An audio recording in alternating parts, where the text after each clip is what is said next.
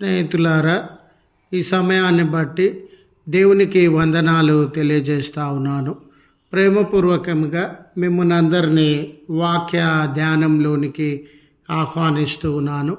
యేసు ప్రభుల వారిని ఆశ్చర్యపరిచిన విశ్వాసము అనే ఆలోచనను మీతో కూడా పంచుకోవడానికి ఇష్టపడుతూ ఉన్నాను కనుక దేవుని యొక్క వాక్యమును మీరు ముగింపు వరకు ఆలకించాలని మీ స్నేహితులతోనూ కుటుంబ సభ్యులతోనూ ఈ వీడియో షేర్ చేసుకోవాలని, మీ ప్రార్థన మనవులు ఎటువైనను కామెంట్స్ రూపంలో కానీ ఫోన్ కాల్ ద్వారా కానీ తెలియజేయాలని, మీ కొరకు నమ్మకంగా ప్రార్థించడానికి సిద్ధంగా ఉన్నామని తెలియజేయడానికి సంతోషిస్తూ ఉన్నాం.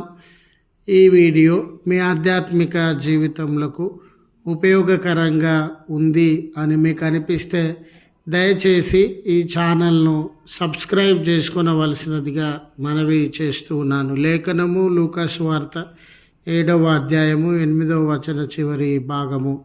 నా దాసుని చేయుమంటే ఇది చేయునని నేను చెప్పినట్టు ఆయనతో చెప్పుడని వారిని పంపెను. స్నేహితులారా, చదవబడిన ఈ లేఖన భాగమునందు యేసు ప్రభుల వారినే ఆశ్చర్యపరిచినటువంటి సంఘటన మనము గమనించవచ్చును. యేసు ప్రభుల వారిని ఆశ్చర్యపరచడం అనేది సాధారణమైనటువంటి విషయము కాదు. ఎందువలన వారు ఆశ్చర్యపోయినారు? ఏ విషయాన్ని బట్టి వారు ఆశ్చర్యపోయినారు? డబ్బును బట్ట, అంతస్తుని బట్ట, ఒక వ్యక్తిలో ఉన్నటువంటి జ్ఞానాన్ని బట్ట, అధికారాన్ని, పరపతిని బట్టి వారు ఆశ్చర్యపోయినారా? ఎందుకు ఆశ్చర్యపోయినారు అనే విషయాన్ని మనము గమనించినప్పుడు, స్నేహితులారా, మన జీవితాలలో కూడా కొన్ని పర్యాయాలు మనం ఆశ్చర్యపోతామండి. ఆశ్చర్యం అనేది ఊరికేనే కలిగేటటువంటిది కాదు. మనము నమ్మశక్యం కానటువంటిది, ఎప్పుడూ చూడనటువంటిది, ఎప్పుడూ విననటువంటిది, ఎప్పుడూ గమనించినటువంటి కార్యం మన జీవితంలో జరిగితే ఆశ్చర్యానికి లోనయ్యేటటువంటి వారంగా ఉంటాం. అసలు యేసుప్రభుల వారి జీవితంలోనే ఎప్పుడూ సాధారణంగా చూడనటువంటి కార్యం ఏమీ జరిగింది. వారు అంతగా ఆశ్చర్యపోవడానికి కారణము ఏమై ఉన్నది అనే విషయాన్ని గమనిస్తే, స్నేహితులారా, ఇక్కడ రోమా శతాధిపతి యొక్క దాసుడు అనారోగ్యంతో బాధపడతా ఉన్నాడు. అతడు తన దాసుని పట్ల శ్రద్ధ కలిగినటువంటి వాడు. అతడి అధికారి అయినను, ఉన్నతమైన స్థానంలో ఉండినను, డబ్బు, వెల, జ్ఞానము అన్నీ కలిగినటువంటి వాడుగా ఉండినను, తన దాసుని పట్ల శ్రద్ధ కలిగినటువంటి వాడుగా, ప్రేమ కలిగినటువంటి వాడుగా ఉండినాడు కనుక వారిలో జాలిగుణము, దయగుణము అనేది ఉండిందండి. వారు యేసుప్రభుల వారిని పిలువనంపినాడు, తన దాసుని సిద్ధపరచవలసినదిగా. యేసుప్రభుల వారు ఆ శతాధిపతి ఇంటికి వెళ్ళాలని బయలుదేరే సందర్భంలో మరొక వర్తమానాన్ని యేసు ప్రభుల వారి దగ్గరకు పంపినాడు. అయ్యా, మీలాంటి ప్రభువు, మీలాంటి పరిశుద్ధుడు, మీలాంటి రక్షకుడు నా గృహంలోనికి రావడానికి నేను పాత్రుడను కాదు. కాబట్టి మీరు మాట మాత్రము సెలవివ్వండి, నా దాసుడు బాగుపడతాడు, స్వస్థత పొందుతాడు అనే ఈ వర్తమానాన్ని కూడా యేసుప్రభుల వారికి తెలియజేయమన్నాడు.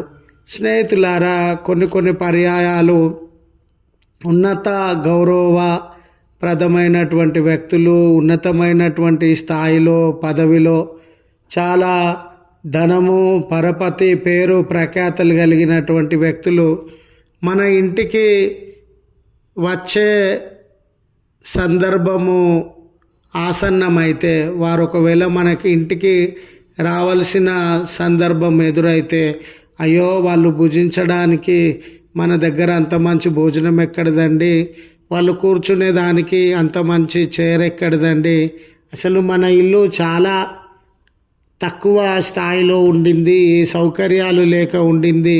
అంత గొప్ప వ్యక్తి మన ఇంటికి వస్తే అసౌకర్యానికి లోనవుతాడేమో, కాబట్టి ఆయన రాకపోతే బాగుండు, మనమే వెళ్ళి ఆయనను కలుద్దాము అనే ఆలోచన మనలో కలుగుతూ ఉండవచ్చు. ఈ శతాధిపతికి డబ్బు కొరత లేదండి. హాస్పిటాలిటీ ఆయన చేయగలిగిన స్థితిలో ఉన్నాడు. రమ్యమైన వస్తువులు, వెండి బంగారములు, విలువైనటువంటి గృహము, సౌకర్యాలతో కూడిన పరిస్థితులు అన్నీ కలిగి ఉన్నను. ఎందుకు యేసుప్రభుల వారిని నా గృహంలోనికి వచ్చుటకు నేను యోగ్యుడను కాను అని పలుకుతా ఉన్నారు అంటే, యేసుప్రభుల వారిని ఒక ప్రత్యేకమైనటువంటి ప్రభువుగా, ఉన్నత స్థాయికి, దైవత్వానికి సంబంధించినటువంటి వాడిగా ఆయన గౌరవిస్తూ ఉన్నాడు. ఆ రీతిగా ఆయన ప్రేమిస్తూ ఉన్నాడు. ఆ రోజు యూదులలో ఇటువంటి అభిప్రాయము, ప్రభుల వారి అధికారాన్ని కానీ, శక్తి సామర్థ్యములను కానీ, ప్రభుల వారి గొప్పతనాన్ని కానీ, ఆయన ప్రత్యేకతను కానీ ఈ యూదులే గుర్తు పట్టలేని స్థితిలో ఉన్నారండి, గుర్తించలేని స్థితిలో ఉన్నారు. అలాంటిది ఒక రోమియుడు, ధర్మశాస్త్రం అనండి, సమాజ మందిరం అనండి, లేఖనాలనండి, ప్రవచనాలనండి, ఒక రకంగా వీటన్నిటితో ఏ సంబంధము లేనటువంటి వ్యక్తి ప్రభుల వారి గొప్పతనాన్ని గ్రహిస్తూ ఉన్నాడు. అలాంటి పరిశుద్ధుడు నా గృహంలోనికి రావడానికి నేను యోగ్యుడను కాను అని తెలియజేస్తూ, ఆయన మాట సెలవిస్తే చాలు అది కార్యము నెరవేరుతూ ఉంది. నేను శతాధిపతిగా ఒక అధికారినే. నేను ఒక వ్యక్తిని వెళ్ళమంటే వెళ్తాడు, ఒక వ్యక్తిని రమ్మంటే వస్తాడు. అటువంటి అధికారం నేను కలిగినటువంటి వాడిని. కానీ ప్రభువు యొక్క అధికారం ఎంత గొప్పదంటే, నేను నా క్రింద ఉన్నటువంటి పని వాళ్ళను ఆజ్ఞాపిస్తే వాళ్ళు వెళ్తూ ఉండవచ్చు, వస్తూ ఉండవచ్చు. కానీ ప్రభువు ఆజ్ఞాపిస్తే ఈ లోకంలో ఏ కార్యమైనా జరిగిపోతుంది. ప్రభువు ఆజ్ఞాపిస్తే అనారోగ్యం తొలగిపోతుంది. ప్రభువు ఆజ్ఞాపిస్తే మరణం తొలగిపోతుంది. ప్రభువు ఆజ్ఞాపిస్తే చీకటి శక్తులైన, అంధకార శక్తులైన మానవ జీవితంలో ఏ సమస్యలు, ఏ కట్టుబాట్లు, ఏ పోరాటములు, ఏ రకమైన ఆయాసములున్నా అవి తొలగిపోతాయి. ప్రభువు అంతటి శక్తి కలిగినటువంటి వాడు. ఆయన నోటి మాట ద్వారా ఏదైనా నెరవేరుతుంది అని ఆ శతాధిపతి నమ్మినాడండి. అతని నమ్మకాన్ని చూచి, అయ్యో ఇశ్రాయేలులు ప్రవచనాలు తెలిసిన, ధర్మశాస్త్రం తెలిసిన, సమాజ మందిరంలో బోధలు విన్నా కూడా ఇంత గొప్ప విశ్వాసం ఇశ్రాయేలులలో నేను గమనించలేదు.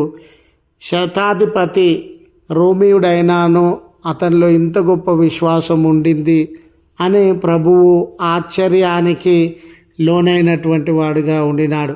గనుక ఈ మండల కాలంలో స్నేహితులారా, ప్రభు శక్తిమంతుడని, మానవ జీవితంలో దేన్నైనా మార్చగలిగినటువంటి వాడని, ఆయనకు అసాధ్యమైనది ఏదీ లేదు అనే విషయాన్ని మనం గ్రహించాల్సినటువంటి వారంగా ఉండాలని మనవి చేస్తూ ఈ మాటలను ముగిస్తూ ఉన్నాను.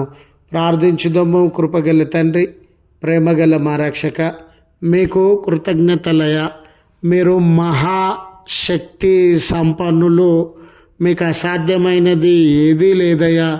మీ నోటి మాట ద్వారా అనారోగ్యములైన, బలహీనతలైన, అపవిత్రతలయ్యా అయినను, చీకటి దయ్యము శక్తులైనను తొలగిపోతాయని మిమ్మును ఆశ్రయిస్తూ ఉన్నాం. మా జీవితాలలో ఈ దినాన తండ్రి కృంగిపోయిన వారంగా ఉన్నామేమో, దుఃఖపడుతున్నటువంటి వారంగా ఉన్నామేమో, విసిగి వేసారినటువంటి వారంగా ఉన్నామేమో, ఒక్క పర్యాయము మీ మాట మాత్రము సెలవీయండి. మా జీవితంలో బాగుపడాలని, మా జీవితంలో నూతనత్వం కలగాలని అయ్యా, మేము వాటిని లోబడి మీ స్వరం ద్వారా మార్చబడుటకు శక్తిని దయచేయండి. ఈ దినం మా బాధ్యతలన్నిటినీ సరి అయిన రీతిగా, మీకు ఇష్టమైన రీతిగా నెరవేర్చడానికి కృపను సహాయాన్ని మాకు అనుగ్రహించి బలపరచమని క్రీస్తు పేరట వేడుకొనుచు ఉన్నాము తండ్రి. ఆమెన్. తండ్రి, కుమార, పరిశుద్ధాత్మ త్రియేక దేవుని దీవెన మనకు తోడై ఉండి మనలను కాపాడును గాక. ఆమెన్.